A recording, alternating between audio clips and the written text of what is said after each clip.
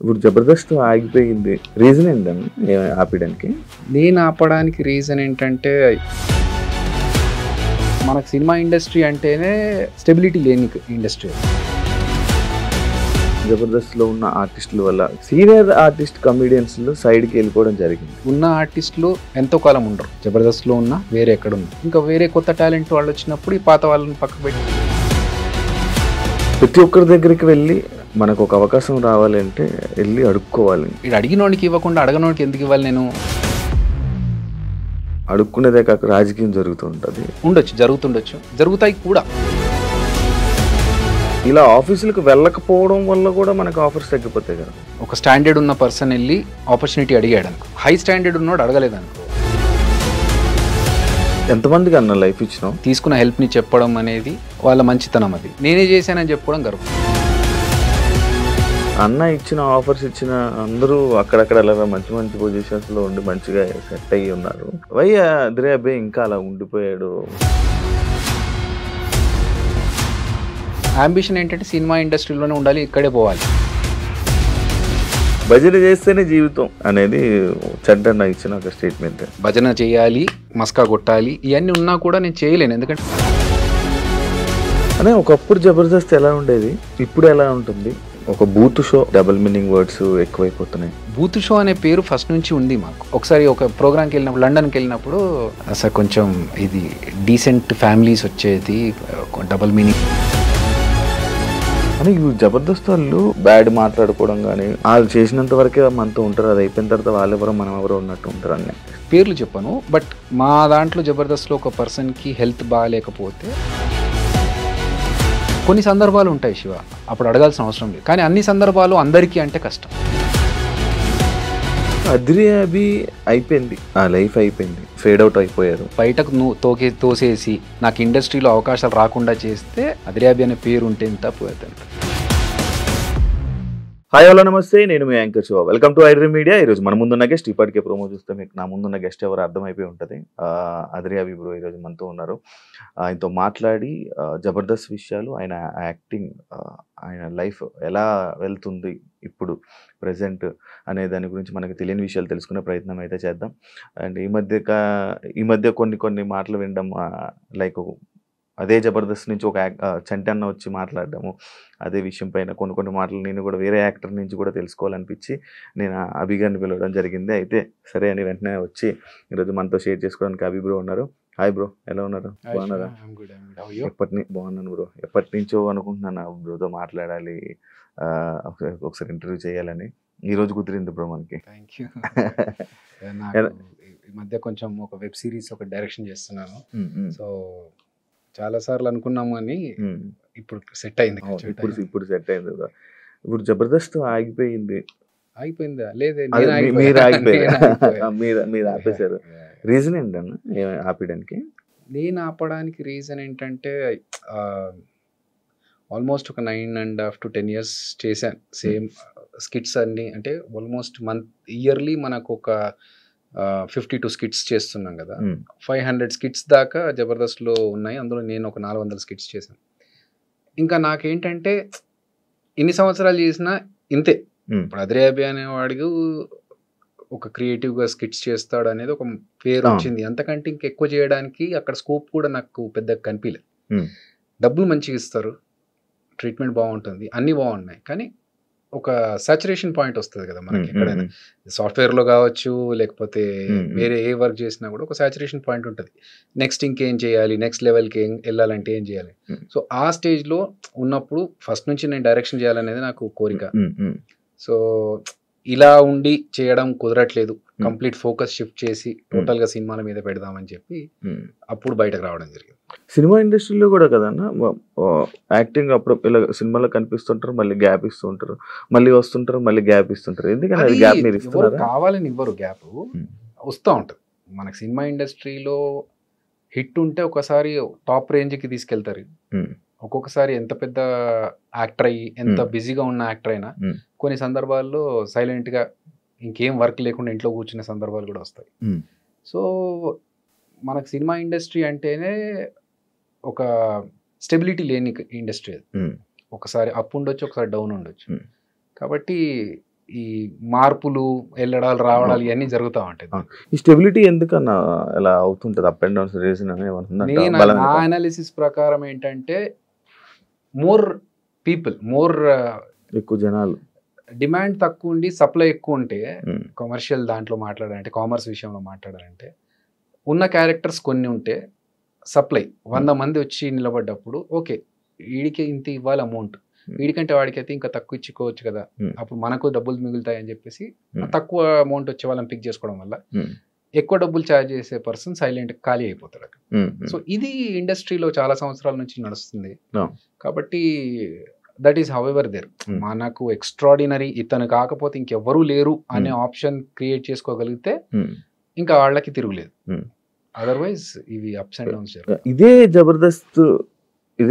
జబర్దస్త్ లో ఉన్న ఆర్టిస్టుల వల్ల, కమెడియన్స్ వల్ల సీనియర్ ఆర్టిస్ట్ కమెడియన్స్ సైడ్కి వెళ్ళిపోవడం జరిగింది. అంటే దాన్ని యాక్సెప్ట్ చేస్తారా మీరు? లేదండి, అంటే సినిమాలో ఉన్న కమెడియన్స్ కి ఉన్న క్రేజ్ వేరు, టీవీ ఆర్టిస్టులకి జబర్దస్త్లో ఉన్న కమెడియన్స్కి ఉన్న క్రేజ్ వేరు. జబర్దస్త్ అంటే ఏంటంటే రెగ్యులర్గా ఎవ్రీ వీక్ కనిపించడం వల్ల మన ఇంట్లో అబ్బాయి అన్న ఫీల్తో ఉంటారు అందరు. సినిమా ఆర్టిస్ట్ అంటే సినిమా ఆ క్రేజ్లో చూస్తారు.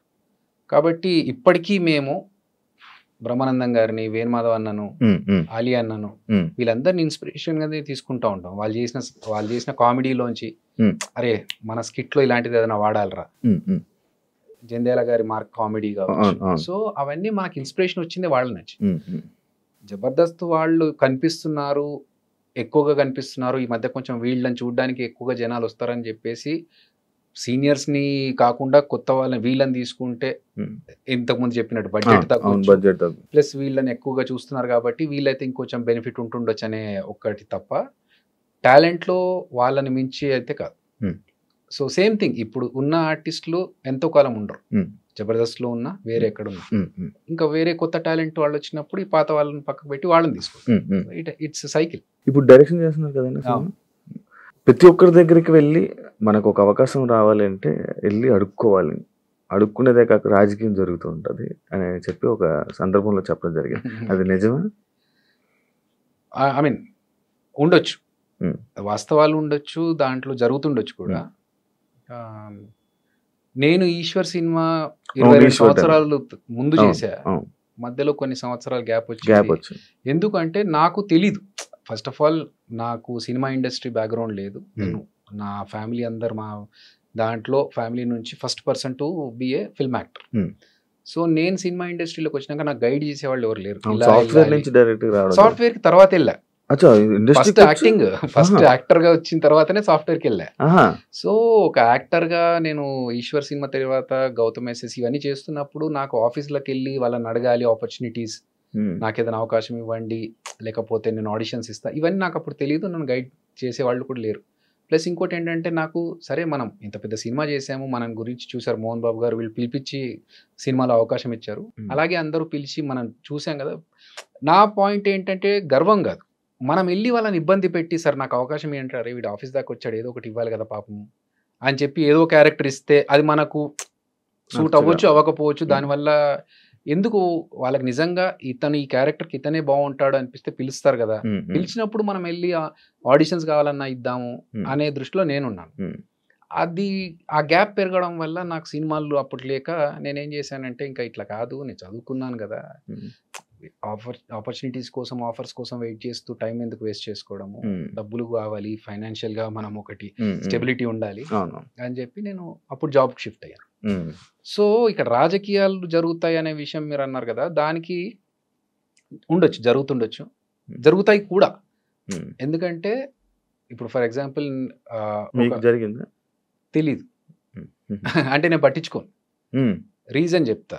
ఒకసారి నాకు ఒక సీరియల్ కోసం నన్ను ఫోన్ చేశారు, అప్పుడు నేను అసలు సీరియల్స్ చేయాలనే దృష్టిలో లేను, బట్ జాబ్ చేస్తూ జబర్దస్త్ చేస్తూ ఉన్నాను. మంచి పీక్ టైమ్స్లో నాకు ఫోన్ వచ్చింది, ఒక మెయిన్ హీరోగా మిమ్మల్ని సీరియల్ అనుకుంటున్నామండి, మీరు చేస్తే బాగుంటుంది అనుకున్నామంటే ఓకే ఇదేదో బాగుంది. అప్పుడు నేను జాబ్ వదిలేసి టోటల్గా ఇటు షిఫ్ట్ అయిపోవచ్చు, ఎందుకంటే నంబర్ ఆఫ్ వర్కింగ్ డేస్ ఎక్కువగా ఉంటాయి కాబట్టి అని అనుకున్నాను. కట్ చేస్తే కొన్ని రోజుల తర్వాత చిన్న ప్రాబ్లం వల్ల చేంజెస్ జరిగాయండి అని నేను వదిలేసా. సేమ్ పర్సన్ మళ్ళీ నాకు కొన్ని రోజుల తర్వాత కలిసినప్పుడు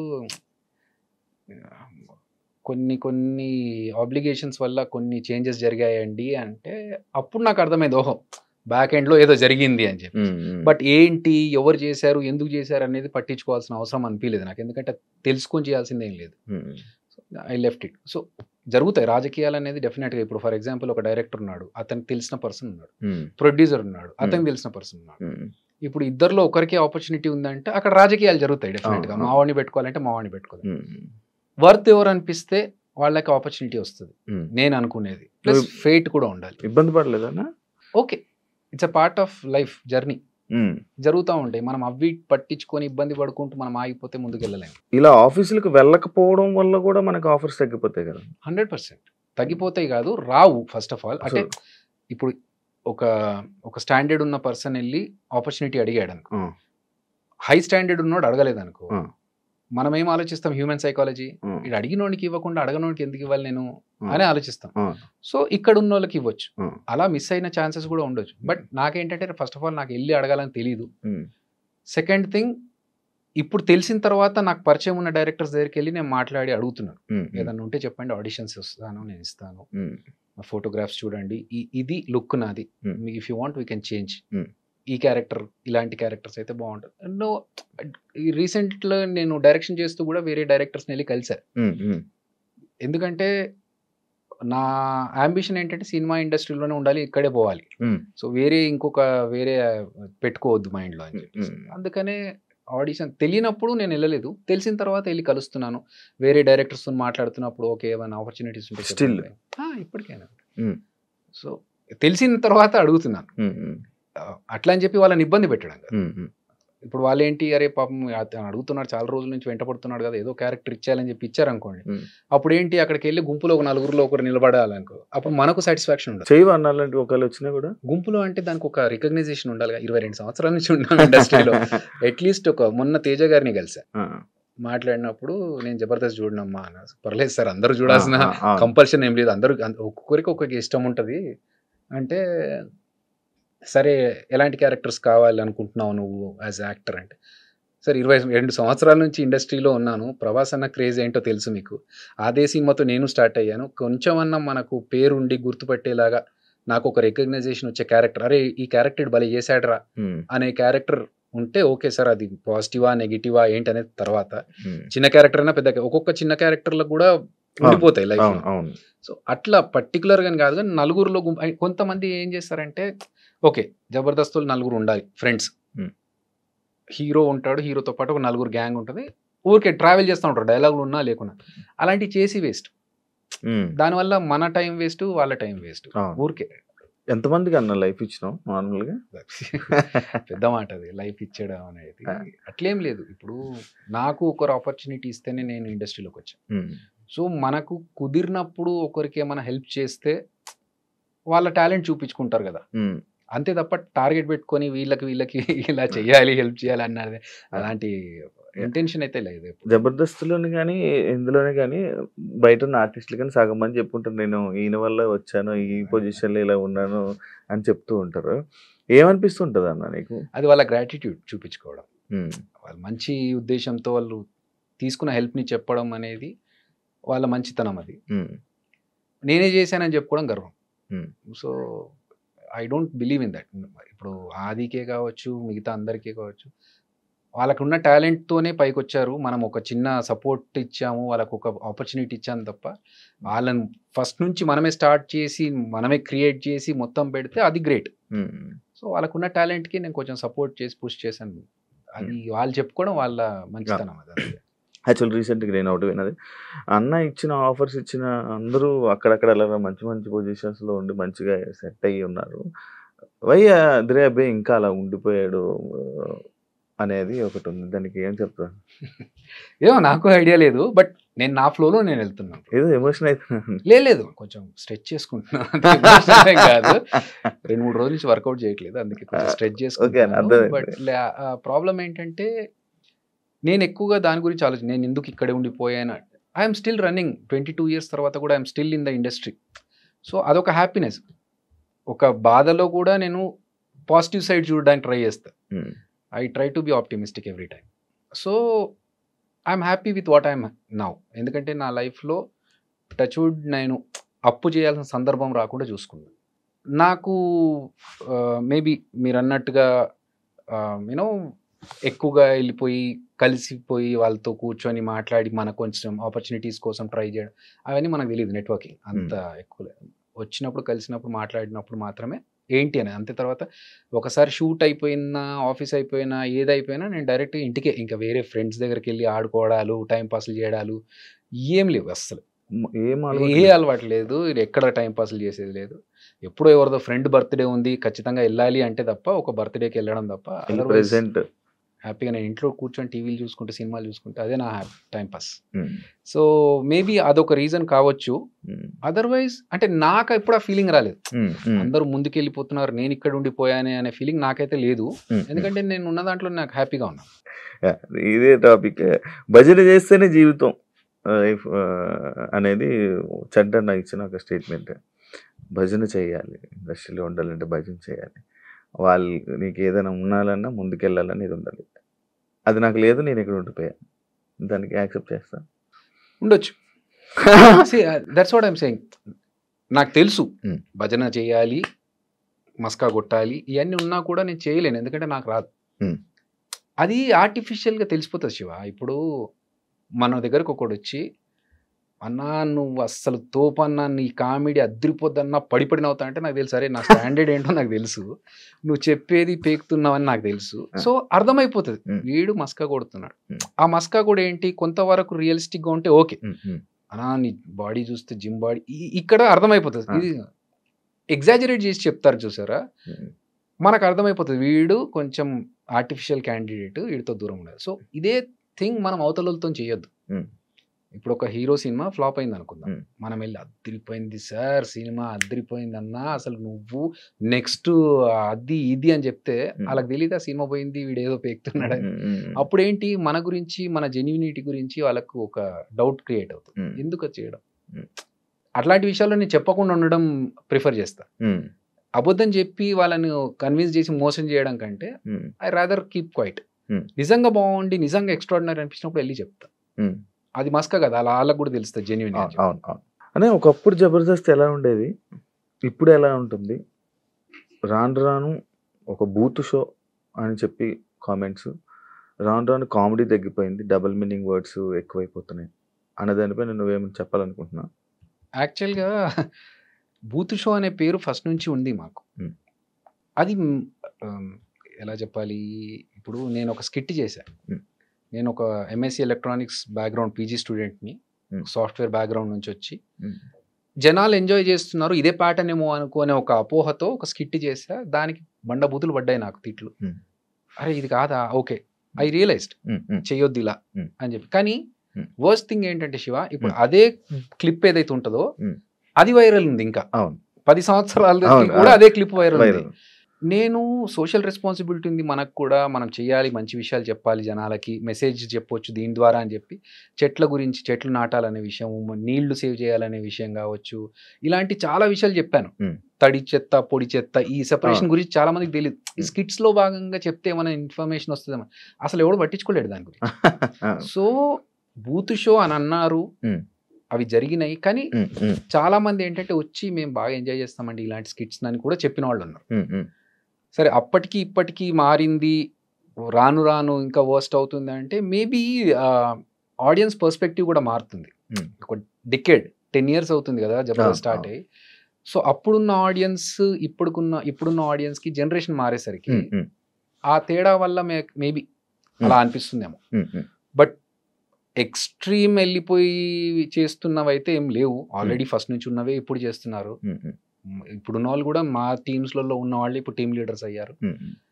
అంతే తప్ప మరీ బండబూతులకు వెళ్ళిపోయి వల్గర్గా చేస్తున్నా ఉంటే ఉండొచ్చు. నేను చూడలేదు చాలా రోజులు, ఈ మధ్య కాలంలో చూడట్లేదు. నేను వెబ్ సిరీస్ డైరెక్షన్ లో ఉన్నప్పుడు ఇంకా నాకు టైం సరిపోవట్లేదు. ప్రోమోస్ వరకు చూస్తున్నాను కానీ అక్కడికి వెళ్ళి చూసే టైం దొరకట్లేదు. కాకపోతే ఇంకొక విషయం శివ, ఇప్పుడు కొన్ని పాత సినిమాలు వస్తూ ఉంటాయి. ఆ పాత సినిమాలో హీరో హీరోయిన్ మాట్లాడుకున్న డబుల్ మీనింగ్స్ గురించి మీమ్స్ వస్తూ ఉంటాయి. ఇప్పుడు రీసెంట్ గా వైరల్ అవుతున్నాయి. అరే మనము 10 ఏళ్ల కింద మనము మాట్లాడిన మాటలు, ఇప్పుడు 5 ఏళ్ల కింద మాట్లాడిన మాటలు, ఈ పెద్ద పెద్ద హీరోలు, పెద్ద పెద్ద స్టార్స్ అప్పుడు అవును. వీళ్ళు మాట్లాడినప్పుడు దాని గురించి ఎవరు అనలేదు, క్వశ్చన్ చేయలేదు. తర్వాత మనం ఏదో బచ్చగలం. ఇప్పుడు వాళ్ళ ముందు స్టాండర్డ్‌కి మన స్టాండర్డ్ ఎంత? వాళ్ళే మాట్లాడినప్పుడు అబ్జెక్షన్ పెట్టలేదు ఆడియన్స్. ఇప్పుడు ఎందుకు దీని మీద పడుతున్నారు? దీని వంటి బూత్ షో అంటున్నారు అనేది ఒక చిన్న బాధ అంతే. అని జబర్దస్త్ వాళ్ళు చేసినంత వరకే, దాని తర్వాత దాని అందులోనున్న వాళ్ళలోనే వెనక బ్యాడ్ మాట్లాడుకోవడం కానీ, లేకపోతే ఏది పడితే అది మన గురించి స్ప్రెడ్ చేసి మన తీసేయడం అలాంటివన్నీ జరుగుతూ ఉంటాయి. అండ్ ఇంకోటి, మనకి వాళ్ళు సపోర్ట్ ఏమి ఉండరు, వాళ్ళు చేసినంత వరకే మనతో ఉంటారు, అది అయిపోయిన తర్వాత వాళ్ళెవరో మనం ఎవరో ఉన్నట్టు ఉంటారు అన్న స్టేట్మెంట్కి నువ్వు ఏం చెప్తావు? చెంట అన్నాడా ఇది? సరే, ఇండస్ట్రీలో ఫ్రెండ్స్ అనే వాళ్ళు ఉండరు బ్రో. నేను 22 సంవత్సరాల నుంచి ఉన్నాను ఇండస్ట్రీలో. ఫ్రెండ్స్ అనేది చాలా rare case scenarios in the industry, film industry. ఎందుకంటే ఒక సినిమా చేస్తున్నప్పుడు ఆ కంపానియన్షిప్ ఎలా ఉంటుందంటే, ఆ వారం 10 రోజులు ఒక అరకులో షూటింగ్ జరుగుతుంది అనుకోండి. అప్పుడు you are my best friend, ఎందుకంటే ఇంకా వేరే ఎవరు ఉండరు అప్పుడు. సో అప్పుడున్న ఫ్రెండ్షిప్ వేరు. కానీ అదే లైఫ్ లాంగ్ కంటిన్యూ చేయాలని అవతల వాళ్ళు ఎక్స్పెక్ట్ చేస్తారు కదా, దట్ వోంట్ హ్యాపెన్. ఎందుకంటే వీళ్ళు నెక్స్ట్ సినిమాకి వెళ్ళినప్పుడు అక్కడ ఇంకో ఫ్రెండ్ దొరుకుతాడు. సో ఇది రొటేట్ అవుతూ ఉంటుంది. ఎవరి పనులు వాళ్ళకే ఉండి, ఎవరు బిజీ వాళ్ళకే ఉంటుంది.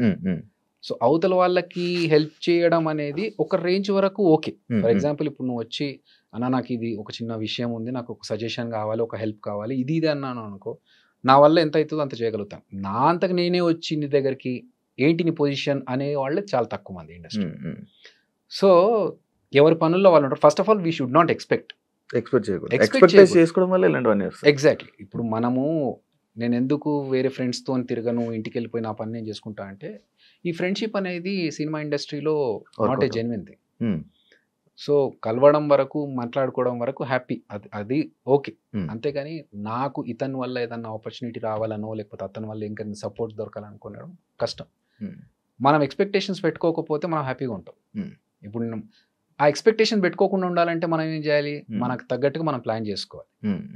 అంతే తప్ప ఇప్పుడు నాకు కష్టాలు ఉన్నాయని నేను చెప్పి ఏదైనా అవసరం ఉంది అనుకుంటే, ఒకసారి అంటే 2 సార్లు అంటే అవతల హెల్ప్ చేస్తారు. ఎన్నిసార్లు చేస్తారు అవతల వాళ్ళు? చేయరు. సో అవి ఉన్నాయి. బట్ మా జబర్దస్త్ విషయంలో నేను చెప్పాలనుకుంటున్నాను. ఇప్పుడు మీరు అడిగిన కాంటెక్స్ట్ తెలుసు కాబట్టి పేర్లు చెప్పను. బట్ మా దాంట్లో జబర్దస్త్లో ఒక పర్సన్కి హెల్త్ బాగాలేకపోతే మేమందరం కలిసి సపోర్ట్ చేసుకొని, అతను అడగలేదు అయినా కూడా మన ఫ్యామిలీ మెంబర్ చెప్పేసి అందరం కలిసి సపోర్ట్ చేసాం. అప్పుడు నాగబాబు గారు, రోజా గారు అందరూ సపోర్ట్ చేశారు, డబ్బులు ఇచ్చి ఆపరేషన్ చేయించుకోవడానికి. ఒక పర్సన్కి వాళ్ళ పేరెంట్స్ చనిపోతే ఇక్కడ నుంచి వెళ్ళడానికి డబ్బులు లేవంటే మళ్ళీ మేము అందరం కలెక్ట్ చేసుకొని ఇచ్చాం. అప్పుడు కూడా అతను అవతల పర్సన్ అడగలేదు. సో కొన్ని సందర్భాలు ఉంటాయి శివ, అప్పుడు అడగాల్సిన అవసరం లేదు, ఇచ్చేస్తాం, చేస్తాం. అందరూ ఎంత అయితే అంత, ఎవరి వల్ల ఎంత జరుగుతుంది. కానీ అన్ని సందర్భాలు అందరికీ అంటే కష్టం. ఆ సందర్భం కూడా ఒకటి ఉంటుంది సార్. ఫర్ ఎగ్జాంపుల్, ఒకరి ఫాదర్ చనిపోయారు, ఇక్కడ నుంచి అంత్యక్రియలకు వెళ్ళడానికి కూడా వెళ్ళే పరిస్థితి లేదు అన్నప్పుడు, that is a worst situation. ఆ సిచ్యువేషన్లో మన దగ్గర ఉన్నా లేకున్నా తీసి ఇవ్వాలి ఎక్కడి నుంచి అన్న. కానీ వేరే కాంటెక్స్ట్లో అవసరం ఉంది, ఇవ్వాలి అన్నప్పుడు ఎంతవరకు అది అవసరం, దానికి ఎంతవరకు హెల్ప్ చేయొచ్చు అనేది కూడా అందరు ఆలోచిస్తారు. సో అక్కడే జరుగుతాయి కొన్ని. ఇంకోటి, ఆడియన్స్ అద్రి అభి అయిపోయింది, ఆ లైఫ్ అయిపోయింది, ఇంకా ఆయన ఫేడ్ అవుట్ అయిపోయారు, ఇంకా కనిపించారు అనే వాళ్ళకి ఏం చెప్తాను? Okay, that's okay. నేను లైఫ్ లాంగ్ ఇక్కడ ఉండాను, నేను మనిషినే ఉండాను కొన్ని సంవత్సరాల తర్వాత అనుకున్నప్పుడు అద్రి అభి అనే పేరు ఉంటే ఎంత పోతే ఎంత. అది డౌన్ఫాలే కదన్న? I don't think so. See, నన్నెవరో బయటకు తోసేసి నాకు ఇండస్ట్రీలో అవకాశాలు రాకుండా చేస్తే అప్పుడు నేను బాధపడాలి. నేను నా అంతకు నేను కదా బయటకు వచ్చింది జబర్దస్త్ నుంచి. And Adhire Abhi is only for Jabardasth. I'm Abhinay Krishna. నేను యాజ్ ఎ డైరెక్టర్ నేను బయటకు వచ్చి ఒక ప్రాజెక్ట్ చేసుకుంటున్నాను ఆహాలో. సో నాకు దానికి తగ్గట్టుగా ఒక స్క్రిప్ట్ రెడీ చేసుకున్నాను, డైరెక్షన్ చేసుకున్నాను, ఇప్పుడు కంప్లీట్ అయ్యి పోస్ట్ ప్రొడక్షన్లో ఉన్నాను. So I'm happy with what I'm doing. ఎవడో ఏదో అనుకున్నాడు, దానికి మనం ఆన్సర్ చెప్పాలనేది సిల్లీ. నాకు కావాల్సింది నేను డైరెక్టర్ అవ్వాలనుకున్నాను, అవుతున్నాను. దానికోసం నేను అద్రి అభిగానే జబర్దస్త్లోనే కంటిన్యూ చేస్తేనే ఉంటా అంటే అది వర్క్ అవ్వదు. కొన్నిసార్లు ఫోకస్ షిఫ్ట్ చేయాలి. సో దానికి వాళ్ళు పడిపోయాడు, లేడు, అవుట్, ఫేమ్ అవుట్ అనుకుంటే దట్స్ ఓకే. నేను అలా అనుకుంటే నేను ఇన్ని సంవత్సరాలు ఆల్మోస్ట్ 3 years అయింది జబర్దస్త్ వదిలేసి. నేను మొత్తం గడ్డం పెంచేసి మొత్తం లాంగ్ హెయిర్‌తో నాకు తెలుసు ఆ లాంగ్ హెయిర్‌తో, బియర్డ్‌తో కంప్లీట్ లుక్కే చేంజ్. నేను ఇంటెన్షనల్‌గా చేశా. అదిరే అనేవాడు కనిపియొద్దు కొన్ని రోజులు. ఒక డిఫరెంట్ పర్సన్‌ని ఒక యాక్టర్ లాగా చూపెట్టాలి మనము అని నేను ఇంటెన్షనల్‌గా చేసినప్పుడు ఇంకొకళ్ళు అవతలోళ్ళు అనుకుంటే ప్రొఫెషనల్‌గా చాలా స్ట్రిక్ట్ అంట కదా బ్రో నువ్వు. I love discipline. ఎందుకన్నా అది? నాకు వచ్చింది స్కూల్ డేస్ నుంచి నాకు డిసిప్లిన్ వచ్చింది. అలా ఉంటే కరెక్ట్ అనిపించింది. కానీ అది ప్రతిసారి పనికిరాదు అని అంటారు నాకు ఓకే ఇండస్ట్రీలో. That's okay. సి డెఫినెట్లీ ఇప్పుడు నేను టీమ్ లీడర్గా ఉన్నప్పుడు నా టీం షార్ప్ 7 అంటే 7కి వచ్చేయాలి. రాకపోతే I can take action as a team leader. But నేను ఇంకొకరి దగ్గర పనిచేస్తున్నప్పుడు if I expect the same thing from other person, అతను రాకపోతే నేను అతని దగ్గర యాక్షన్ తీసుకోలేను కదా. బట్ ఒక 2 సార్లకు 3 సార్లకు అతను తెలుస్తారు వీడు 7 అంటే 7కి వచ్చేస్తున్నాడు, నేనే కొంచెం లేట్ వస్తున్నాను, అయితే నేను ముందన్న రావాలి లేకపోతే వీడికి లేట్గానే రమ్మని చెప్పాలి. మనం ఎంత పని కరెక్ట్గా చేస్తున్నాం, ఆ టైంకి వచ్చిన వాల్యూ ఏంటనేది మనం మెయింటైన్ చేస్తే చాలు. అవతలోళ్ళు మనకు సేమ్ రిఫ్లెక్షన్ ఇచ్చినా లేకపోయినా మనం ప్రాపర్గా ఉండాలి టైంకి అనేది నా ఫీల్. ఇప్పుడు సడన్ గా డైరెక్షన్ లేకపోతే ఫస్ట్ నుంచి అనుకునే? నేను చాలా రోజుల నుంచి అనుకుంటున్నాను. ఈవెన్ జబర్దస్త్లోకి రాకముందు నుంచే నా ప్లానింగ్ ఉండింది. డైరెక్షన్ ప్లానింగ్ ఉండింది. ఆల్రెడీ ఒక 2 స్క్రిప్ట్స్ పెట్టుకొని అప్పుడు అప్రోచ్ అయ్యాను. ఆల్మోస్ట్ లాస్ట్ ఇంకా బడ్జెట్ అప్రూవ్ అయ్యే స్టేజ్లో అది హాల్ట్ అయిపోయింది.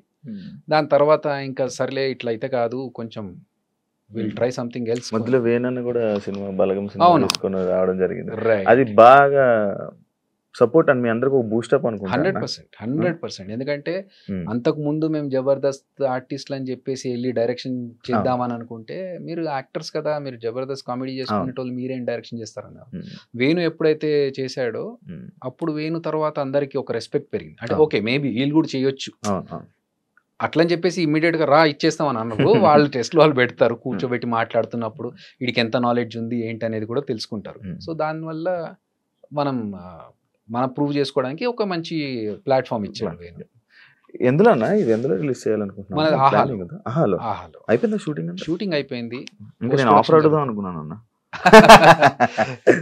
ముందే తెలిస్తే ఏదైనా ప్లాన్ చేసుకున్నాను. నాకు యాక్టింగ్ అంటే ఇష్టం, ఆఫర్స్ లేక ప్లాన్ చేస్తాను. ఎందుకంటే నేను పోస్ట్ ప్రొడక్షన్ లో ఉంది, నా పార్ట్ యాజ్ ఎ డైరెక్టర్ నా వర్క్ అయిపోయింది. అందుకనే నేను ఇంకో ఫిల్మ్ యాక్టింగ్ వస్తే ఆ ఆపర్చునిటీ తీసుకున్నాను. దానికే లుక్ చేంజ్ ఇప్పుడు.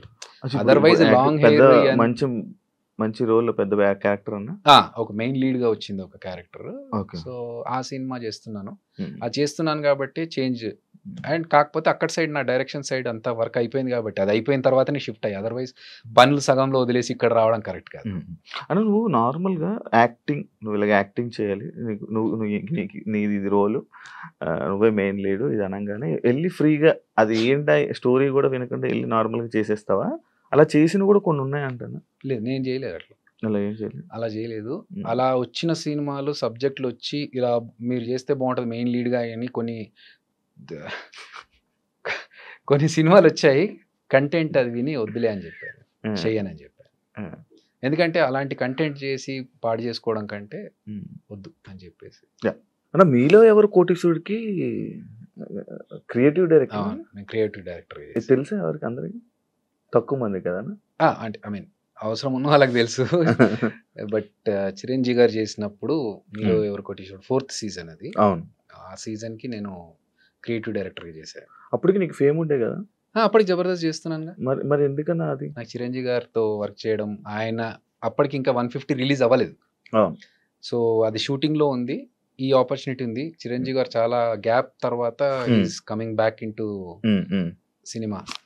సో ఆ టైంలో ఈ ఆపర్చునిటీ వచ్చినప్పుడు నేను ఎట్లా మిస్ చేసుకోవాలి? నేను ఇంకా మీరు అడిగారా? వచ్చిందో నాకు ఇది రిక్వైర్మెంట్ ఉందని తెలిసింది క్రియేటివ్ డైరెక్టర్ గా. నేను if you are okay then I can work అని చెప్పేసి ఇంటర్వ్యూ జరిగింది.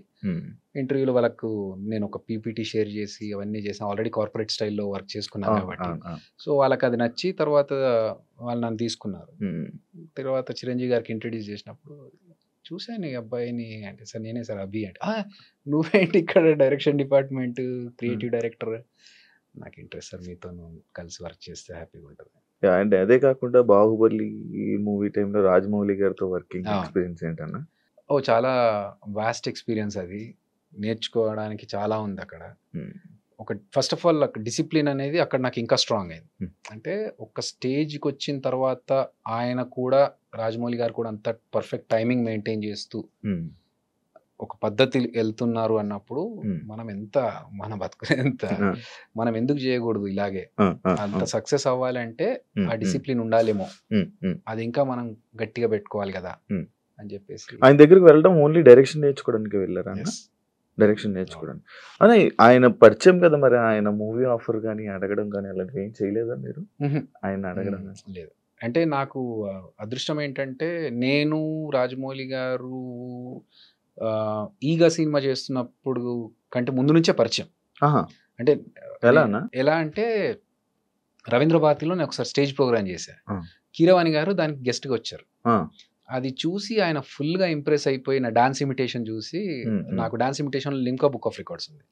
సో ఆ డాన్స్ ఇమిటేషన్ కీరవాణి గారు చూసి వెళ్ళి ఇంట్లో డిస్కషన్లో, అరే ఒక ప్రోగ్రామ్కి వెళ్ళి వచ్చాను, ఒక అబ్బాయి భలే చేశాడు అని చెప్తే, అవునా అని చెప్పేసి నా ఫోన్ నంబర్ ఏం లేవు వాళ్ళ దగ్గర. వాళ్ళు ఎంక్వైరీ చేయించి అబ్బాయిని పిలిపించండి అని ఒక 3-4 రోజులు అయిన తర్వాత అప్పుడు నేను వస్తే, అప్పుడు పిలిచి మాట్లాడి, నీ గురించి చాలా గొప్ప చెప్పాడు మా పెద్దన్న, ఏదో ఒకసారి చూపెట్టు నీ పర్ఫార్మెన్స్ అంటే అప్పుడు చేశారు.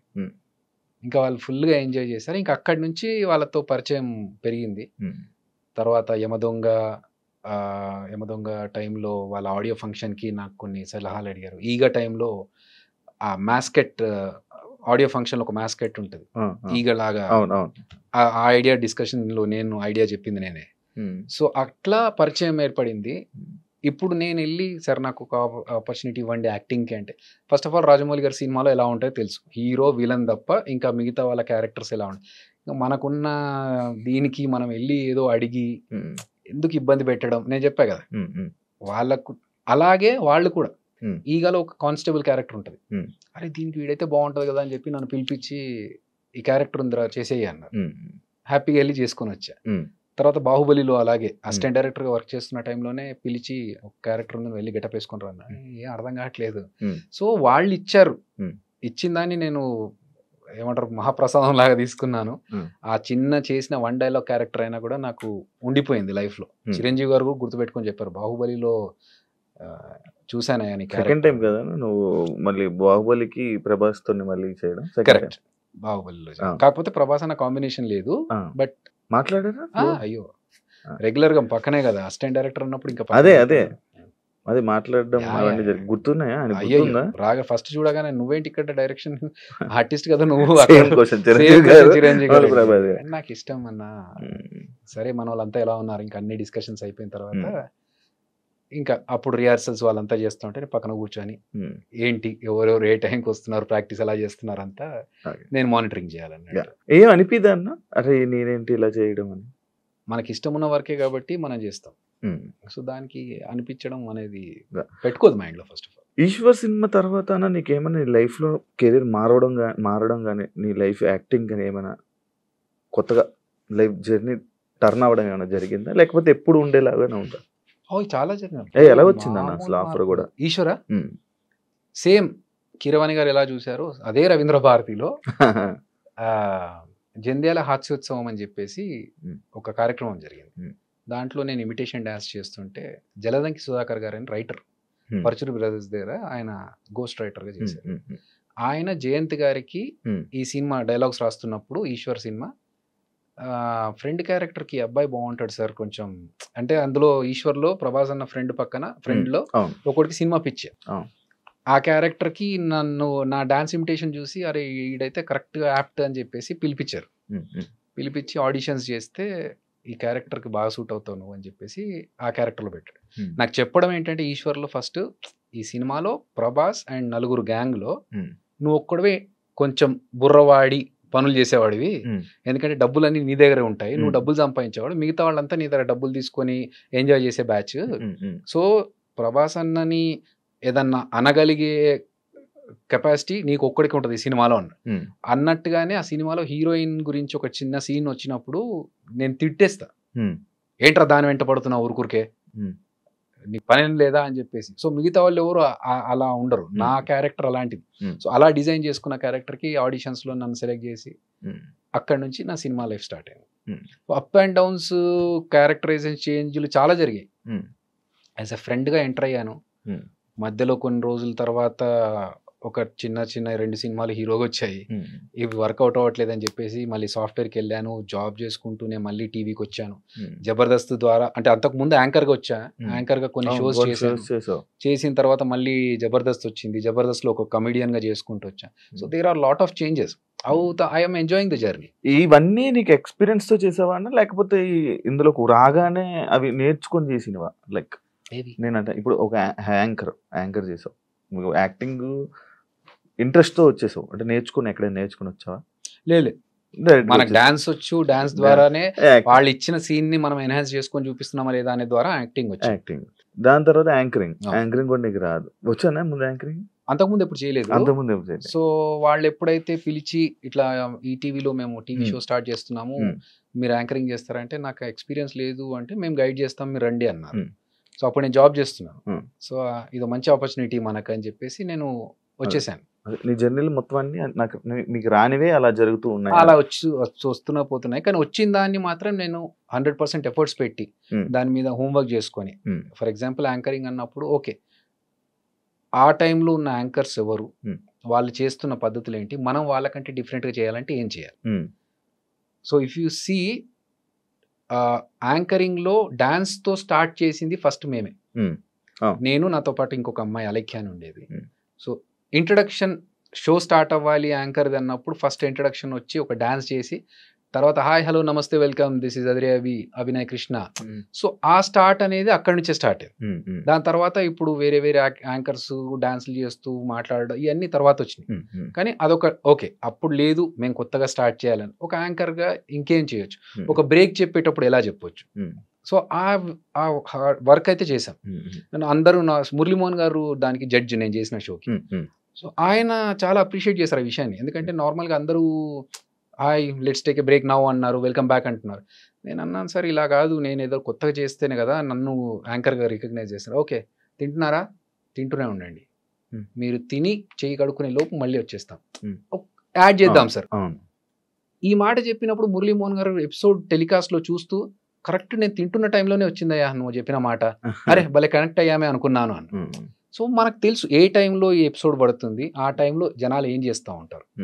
హలో మాస్టర్ ఏంటి అటు ఇటు చూస్తున్నారు, ఇక్కడ చూడండి సార్ మా ఎపిసోడ్లో బ్రేక్ తీసుకుంటున్నాం, ఈ గ్యాప్లో మీరు ఏమైనా చేసుకుంటే చేసుకొచ్చేసేయండి. ఇవన్నీ మీరు క్రియేట్ చేసి ఆఫ్ కోర్స్. సో అలా చేసి ఇవన్నీ చెప్తే వాళ్ళకి ఇది బాగుంది, కొత్తగా ఉంది, చేసుకోవచ్చు, కంటిన్యూ. నీకు యాంకర్స్లో నీకు ఒక స్పెషలైజేషన్ ఒక డిఫరెంట్గా చేయడానికి ఇది నీకు చాలా సరిపోతుంది అని. అట్లా నాకు వచ్చిన దాన్ని నేను ఇంకెంత బెటర్గా చేయొచ్చు అనేది చేసుకుంటున్నాను. సేమ్ ఎగ్జాంపుల్ జబర్దస్త్కి నేను ఒక యాంకర్గా ఉన్నప్పుడు నన్ను పిలిచారు యాజ్ ఎ టీమ్ లీడర్. ఇప్పుడు నేను జబర్దస్త్లోకి వచ్చా, అక్కడ 6 టీమ్ లీడర్స్ ఆల్రెడీ ఉన్నారు, 5 ఉన్నారు, నేను 6వ వాడిని. నాకు వాళ్ళకి ఏదన్నా ఒక డిఫరెన్షియేట్ ఉండాలి. సో అందరూ సేమ్ కామెడీ చేస్తున్నారు, అందరూ సేమ్ స్టైల్లో చేస్తున్నారు అంటే కాదు. నాకున్న టాలెంట్ ఏంటి, మనకున్న ఫేస్కి కామెడీ ఫేస్ కాదు. దీన్ని 100 ఎక్స్ప్రెషన్స్ ఇంక్లూడ్ చేసి 100 కష్టాలు పడితే తప్ప ఒక సింపుల్గా పేలే పంచిని నేను పేల్చలేను. సో అలా ఉన్నప్పుడు నేనేం చేయాలి, ఇంకొక రకంగా ఎలా ఇంప్రెస్ చేయాలి అంటే ఓకే లెట్స్ థింక్ క్రియేటివ్. అట్లా ఆలోచించి జబర్దస్త్లో ఒక 10 క్రియేటివ్ థింగ్స్ నేను చేసినవి నాకు గర్వంగా చెప్పుకోగలుగుతా. ఒకటి సెలబ్రిటీతో స్కిట్ చేయించడం ఫస్ట్ నేను చేశాను, తెలంగాణ శకుంతలమ్మతో చేశాను. దాని తర్వాత ఒక డిజిటల్ టీవీ పెట్టుకొని టీవీలోంచి ఒక పర్సన్ మాట్లాడుతూ ఉంటే బయట నుంచి నేను కౌంటర్స్ అది నేను చేశాను. తోలుబొమ్మలు చేశాను, తమిళ్ డబ్బింగ్ స్కిట్ చేశాను, వైట్ అండ్ వైట్ వేసుకొని ఒక రౌడీ షీటర్ ఎలా ఉంటాడు రియల్ ఎస్టేట్ అది నేను చేశాను, అలాద్దీన్ చేశాను, టామ్ అండ్ జెర్రీ చేసాం. ఈ మన స్కేట్స్ వేసుకొని ఫస్ట్ స్కిట్ చేసింది నేనే, ఓవర్ బోర్డు మీద స్కిట్ చేసింది. సో ఇలా ఎస్ నువ్వు నీ జబర్దస్త్లో ఏం పీకేవరా, నువ్వు ఎన్ని స్కిట్లు ఏం చేసావు, అసలు నీ స్కిట్లు ఏదైనా గుర్తున్నాయంటే ఎస్ నేను ఒక 10 కొత్త వేరియేషన్స్ ఇచ్చాను స్కిట్స్.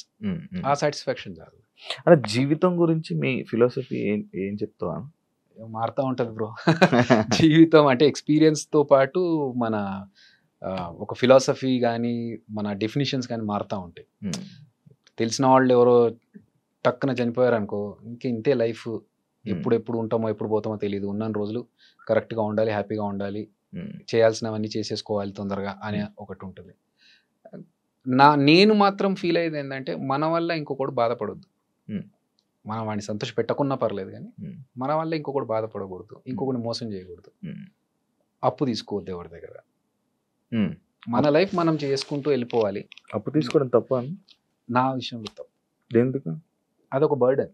ఎందుకు? నువ్వు సంపాదించుకునే స్తోమత నీకు దేవుడు ఇచ్చినప్పుడు, నీకు కాళ్ళు చేతులు ఇచ్చి నువ్వు వర్క్ చేసుకునే కెపాసిటీ ఇచ్చినప్పుడు, ఎందుకు నువ్వు ఇంకొకటి దగ్గర వెళ్తావు? అంటే అతను కష్టపడి సంపాదించుకున్నదే కదా, ఎందుకు అతని దగ్గరికి వెళ్ళి నువ్వు అడగడం? అంటే ఇప్పుడు సడన్ గా ఇబ్బంది వచ్చింది మనకి లైఫ్ లో, ఎందుకు వస్తుంది ఇబ్బంది? ఫర్ ఎగ్జాంపుల్, నేను కార్ కొనుక్కుంటా, కార్ కట్టడానికి డబ్బులు లేవు, ఈఎంఐ కట్టడానికి డబ్బులు లేవు. నాకు నా పరిస్థితి తెలుసుకొని కూడా నేను ఎందుకు కార్ కొనాలి? నేను ఈఎంఐ కట్టలేని పరిస్థితిలో ఉన్నప్పుడు నేను కార్ ఎందుకు కొనాలి? అలాంటి పరిస్థితుల్లో కార్ అమ్మేసుకోవాలి. వద్దు, బీ ప్రాక్టికల్ శివ. ఎందుకంటే అవతల పర్సన్, మనకి అప్పు ఇచ్చే పర్సన్ కూడా కష్టపడి అతను కూడా సంపాదించుకుంటేనే కదా, అతను ఆ కెపాసిటీ అతనికి ఉండి అతను చేసుకోగలుగుతున్నప్పుడు మనం ఎందుకు చేసుకోలేకపోతున్నాం?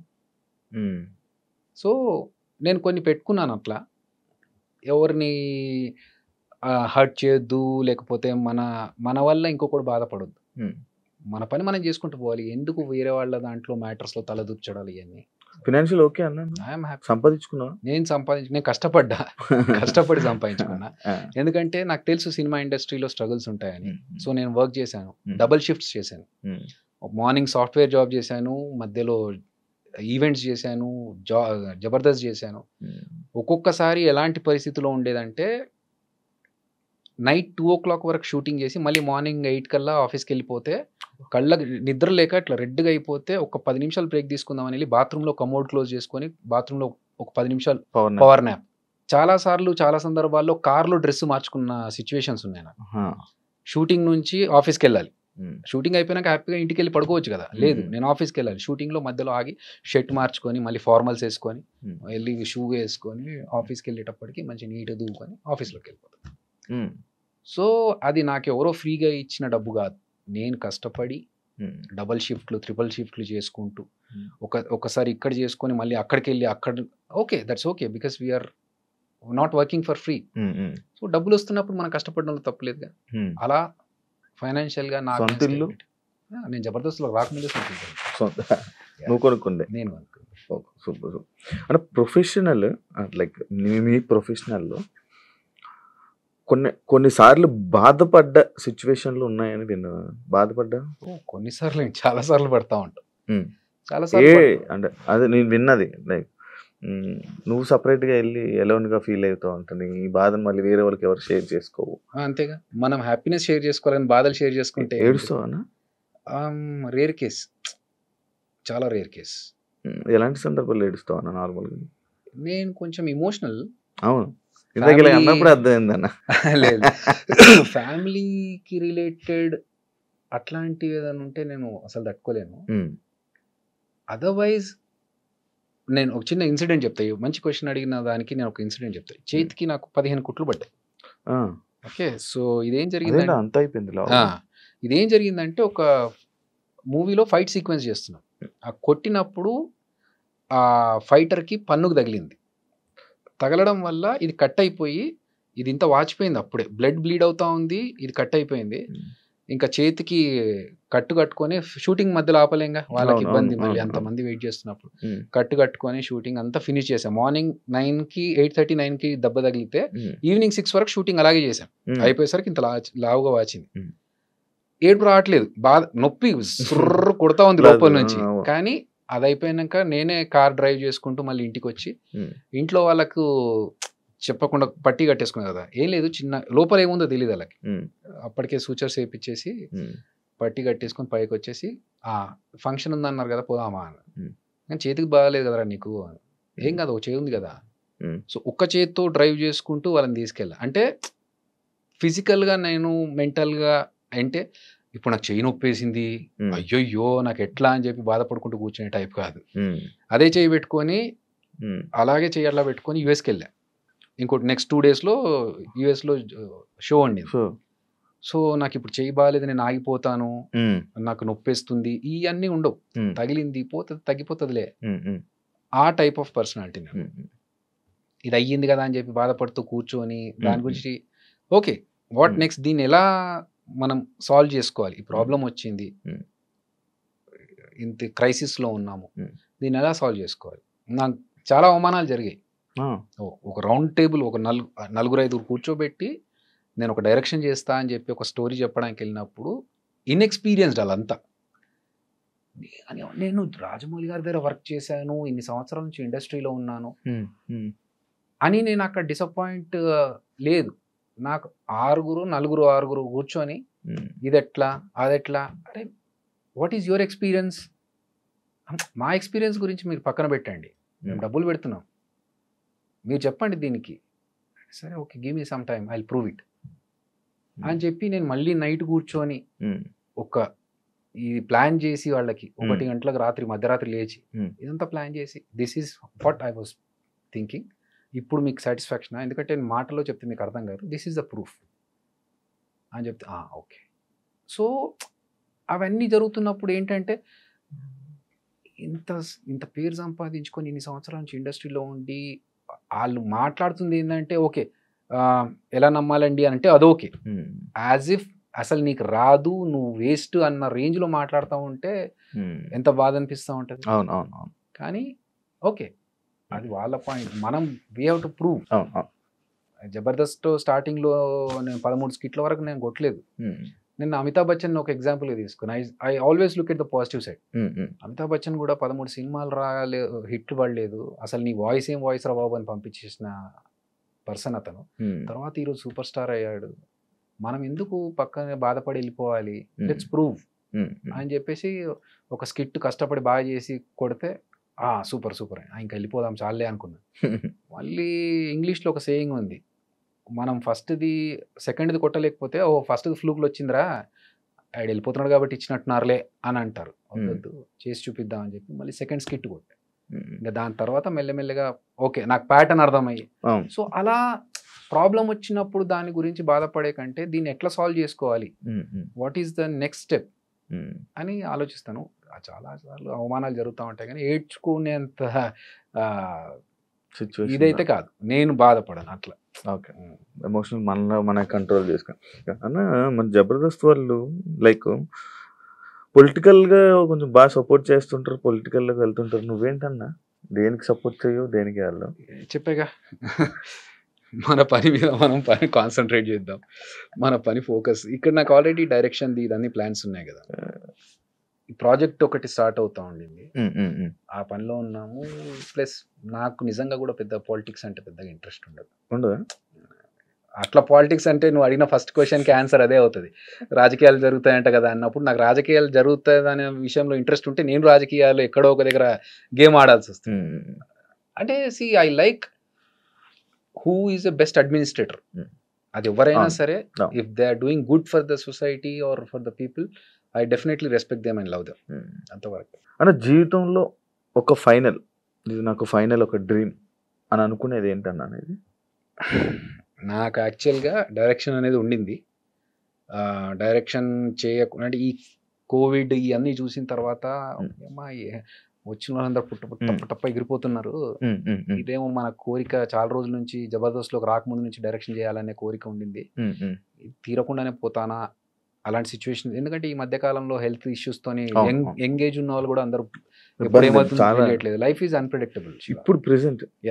సో ఇది ఒక్కటి మిగిలిపోద్దా, మళ్ళీ నేను పాత సినిమాలో చూపించినట్టు దయ్యమై డైరెక్షన్ చేయాలని తిరగాల్సి వస్తుందా అనేది ఒక్కటి నన్ను హాంట్ చేస్తూ ఉండింది. థ్యాంక్స్ టు గాడ్ నాకు ఒక నా పేరు అనౌన్స్మెంట్ కూడా వచ్చేసింది, director written and directed by Abhinaya Krishna అని చెప్పేసి ఆహా నుంచి. సో అభినయ కృష్ణ అంటే కొంతమందికి తెలియదు కదా. అభినయ కృష్ణ అనే నా పేరు డాక్టర్ సి నారాయణ రెడ్డి గారు పెట్టారు.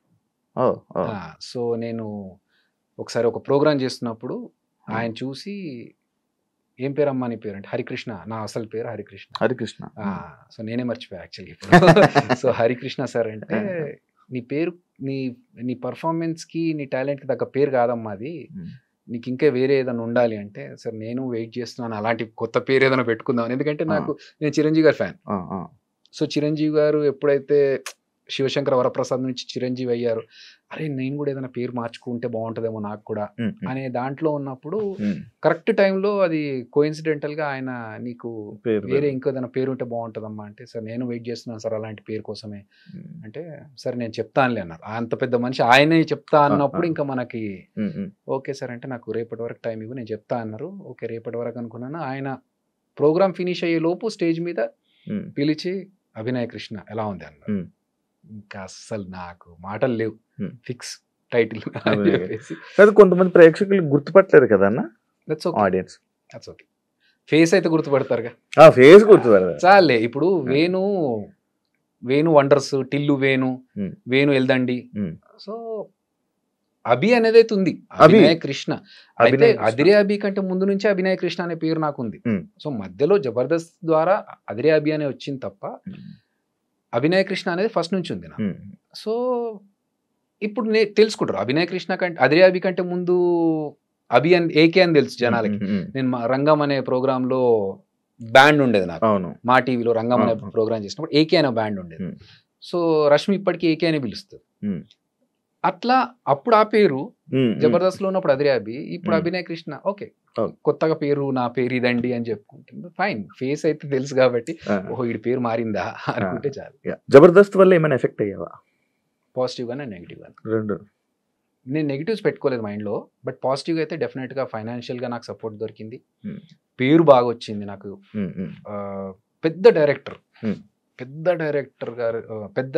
దగ్గరికి ఒకసారి పెద్ద ప్రొడ్యూసర్ గారి దగ్గరికి వెళ్ళినప్పుడు, ఇండివిజువల్ గా సెపరేట్ గా వెళ్ళినప్పుడు నేను చూసానమ్మా జబర్దస్త్ లో చేస్తావు కదా నువ్వు అని చెప్పి వాళ్ళు ఇచ్చిన రెస్పాన్స్ చాలా హ్యాపీగా అనిపించింది. That is a positive side. డబ్బుల పరంగా నాకు ఎప్పుడు ఇబ్బంది కలగలేదు జబర్దస్త్ లో ఉన్నప్పుడు, ఆపర్చునిటీస్ ఎక్కువగా వచ్చాయి. ఒకసారి జనాలు మీరు అన్నట్టు బూత్ షో కదా అనే పాయింట్ వచ్చినప్పుడు, ఓకే బూత్ షో అంటే నేను ఒకసారి ఒక ప్రోగ్రామ్కి వెళ్ళినప్పుడు, లండన్కి వెళ్ళినప్పుడు, అసలు కొంచెం ఇది డీసెంట్ ఫ్యామిలీస్ వచ్చేది, డబల్ మీనింగ్స్ ఏం రాకుండా చూసుకో. You haven't seen my anchoring sir, good that you have given a disclaimer, but I know how to handle the crowd, leave it అని చెప్పేసి ప్రోగ్రామ్ అయిపోయిన తర్వాత మళ్ళీ వాళ్ళు వచ్చేసి, అసలు మేము ఎక్స్పెక్ట్ చేయలేదండి, మాకందరికి ఒక వేరే పర్సెప్షన్ ఉండింది, బట్ మీరు చేసిన తర్వాత మాకు ఎవ్రీథింగ్ ఈజ్ క్లియర్ నా. It depends on the situation, మనం ఏ సిచ్యువేషన్లో ఉన్నామో దాన్ని బట్టి. So almost of the things are positive only.